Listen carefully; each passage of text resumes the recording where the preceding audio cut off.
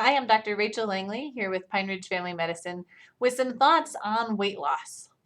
There are so many thoughts out there on how to lose weight. I mean, there's just gimmicks that surpass decades of thought, and there's new ones and cool ones and popular ones. I mean, you've got like the low fat, they've got Atkins, you've got Jenny Craig type programs, paleo, whole 30, keto is a cool one that's kind of new, intermittent fasting, trim healthy mama, even down to just how you go about tracking your weight loss, whether you should weigh weekly or daily or a certain time of day or things like that. There's so many gimmicks out there, and so many of them. I used to really hate all these different things. Just eat more healthily and be physically active, and you'll get there eventually, right?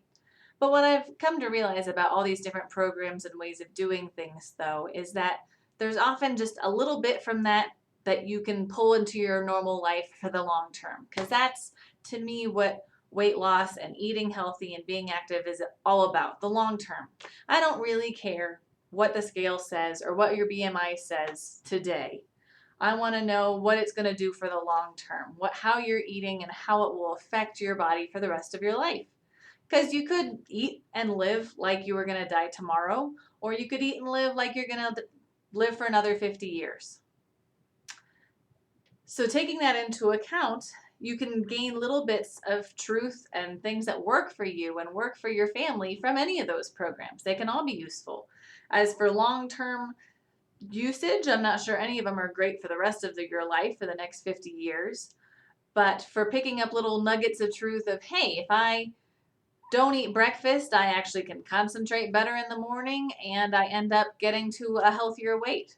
Or hey, if I cut a lot of carbs out of my diet, that tends to be where I really overindulge. So that can be really helpful for eating more healthily and not eating too much of any one thing. I admit I do like BMI, body mass index, for figuring out goal weights. I know a lot of people really hate it. I've definitely had some big, strong military guys with their huge muscles saying, "Oh, I'm not fat. How can my BMI be that high?" And especially when it comes to giant muscles, I'm not sure how sustainable that is and whether that's going to turn to fat as soon as you stop working out. But I'm also not going to say stop working out because you need to lose some of that weight, because being active is even more important than weight. So when it comes to BMI, though, keep in mind that they've done studies, and as for people living the longest, it's actually people who are on the upper range of normal for the BMI. So more in the 23, 24, 25 range.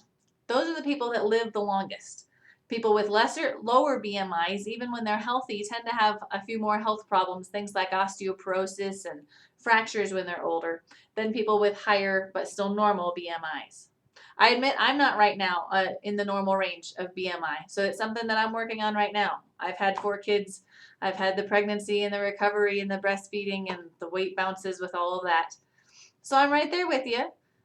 Hopefully I can talk with you some more about this process and journey and maybe add some bits of truth that work for you and give you some encouragement along the way. That's what these videos are all about. But really, if I had to choose for my patients, whether they were at a perfect BMI and a perfect weight, but were sedentary, sitting around their house all day, or if they had a slightly higher BMI, an unhealthy BMI, but were active the majority of the days of the week, I would choose the higher BMI with being active. That's what I've seen from the studies being the most important when it comes to living a long life, being healthy, being emotionally healthy. Those are important things too, as well as the number on the scale.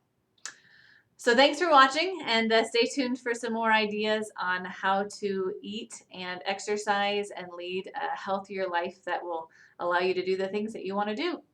Thanks for